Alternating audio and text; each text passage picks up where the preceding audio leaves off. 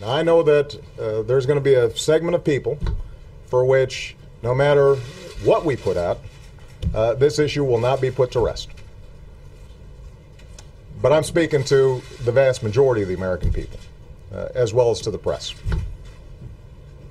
We do not have time for this kind of silliness. We got better stuff to do. I've got some very important breaking news for you dealing with the whole President Obama birth certificate issue. But before I get into the latest developments, I want to make it clear. In the last 3 years, I did not embrace the birther issue.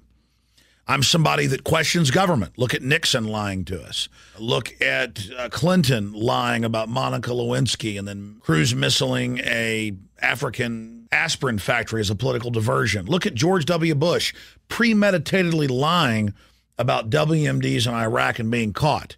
So it's good to question. But there's all these real issues out there that Obama needs to be confronted on. Continuing torture, wars, giving health care waivers to his friends to not have to get the insurance. So many things. And I've wanted to focus on that. So when this whole birth certificate issue first got raised 3 years ago, I thought it was a red herring, a distraction from issues.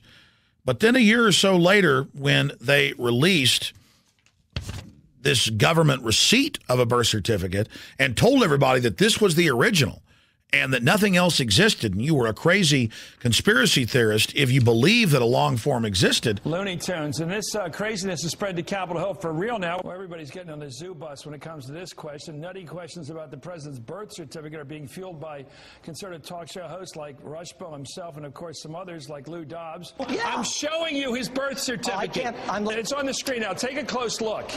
I knew that that was a lie. I knew that I had the original blueprint with my feet prints and my weight and the doctor's signature on it. I knew that that was a lie, but still I said, who knows?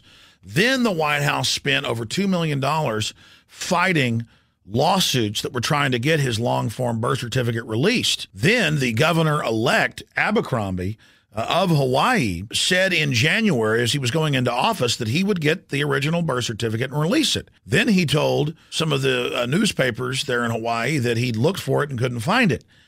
And I started saying to myself, man, this is really weird. Even if he couldn't find it, he's a Democrat. Why would he say that he couldn't find it? It got stranger and stranger.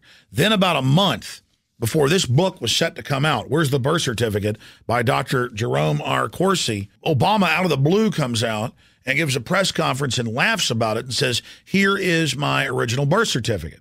Here's the long form. And I'm like, wow, they're being honest, long form. So I said, good, we can put this red herring to bed and now focus on the real issues, like Obama going along with the Republicans in the continued banker bailout of tens of trillions of dollars.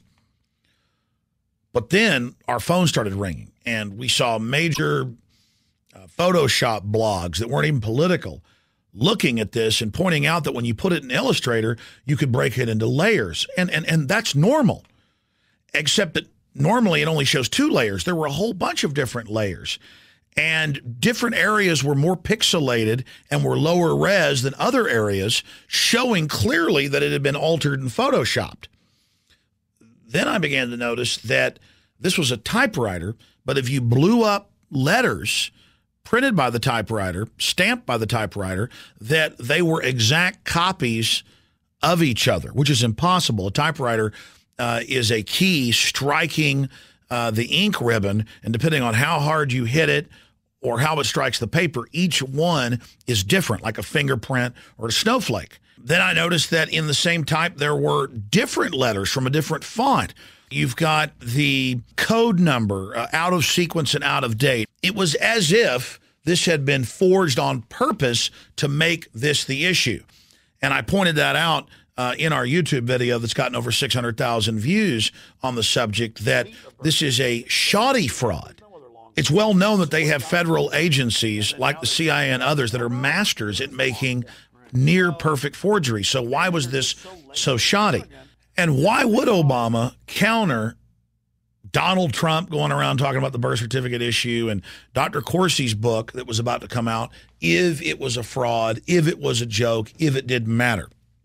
And as soon as we looked at this document, it was clearly a fraud, clearly a forgery. And we asked ourselves, why? So understand, ladies and gentlemen, I'm nonpartisan. I'm a constitutionalist. I'm a libertarian. I don't like the Republicans or the Democrats. And I'm on record for that. I simply look at things and break down the facts. Now, the new information enters the story, and here's where it gets crazy.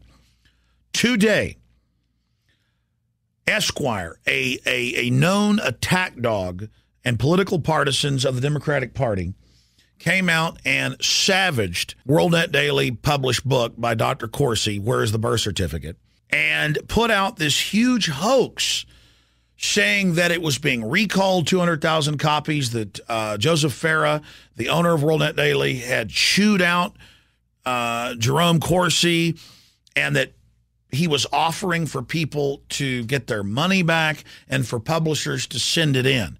And this was not done by a satire writer. This was not done by somebody who noted on the article that it was satire. Once the story launched and Joseph Farah said he was going to sue or was thinking about suing, then they added a little blurb at the bottom saying, hey, this is satire. Now, this does a lot of things here. It shows the White House is desperate. This came out on the same day that the White House told ABC News and others that they're going to run, not on Obama's record of basically being a Bush clone minus different rhetoric, and that they were going to put out T-shirts about the birth certificate and make it a big joke because they don't want to focus on the issues. So clearly, in a concerted effort, they're still afraid of this book. They come out and create a hoax saying it's been discredited. The publisher has removed it. He's taking it off bookstore shelves.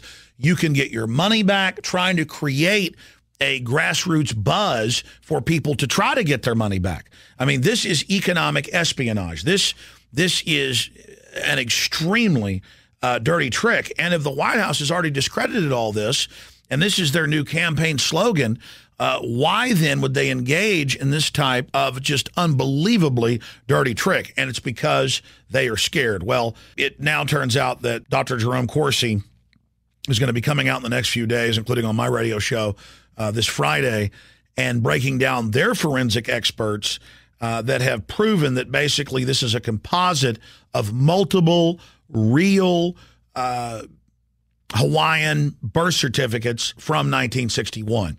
And that is what we had said a month ago when all this first broke.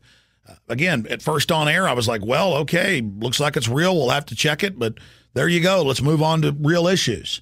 And then we look at it and it's like, oh, my God, this thing is fake on purpose. So either it's they didn't want to use an agency and they used Bob down the hall to do it because they were afraid of leaks to make a good fake, a good forgery, or they are simply engaging in a psyop trying to make the whole debate continue to be about the birth certificate because it's balkanizing and divides the people along an issue that doesn't deal with the banker bailouts and the corruption and all the things that both major parties are involved in. But either way you slice it, this thing has been altered. I mean, in more than 50 ways, and that's conservative. Then you've got the White House releasing the latest final birth certificate, and it's got this green hash background that is not on the copy that the Associated Press reportedly went to the stacks and got. And Dr. Corsi says he's going to produce evidence showing that they basically have gone in and inserted this into the book, the same book in the archives that Governor Abercrombie couldn't find. And then you have the fact that this doesn't even have the official seal. None of them do. Not the first AP one, not the one the White House released. And again, I could go on for hours. This is a giant mystery, a giant whodunit. I don't know why they've put out this fake birth certificate. He may have been born in Hawaii. I would rather debate Obama on the issues, just like I'm against most of the Republican people that are running.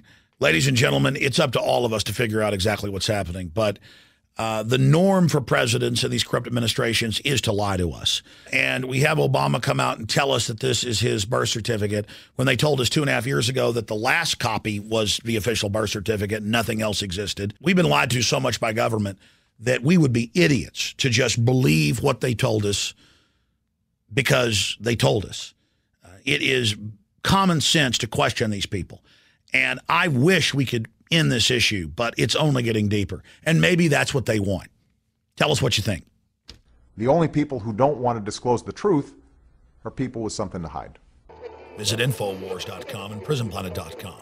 When you're on the site, you can also tune in 24 hours a day to my daily radio broadcast. There's also a free iPhone app to listen to the syndicated radio show when and where you want.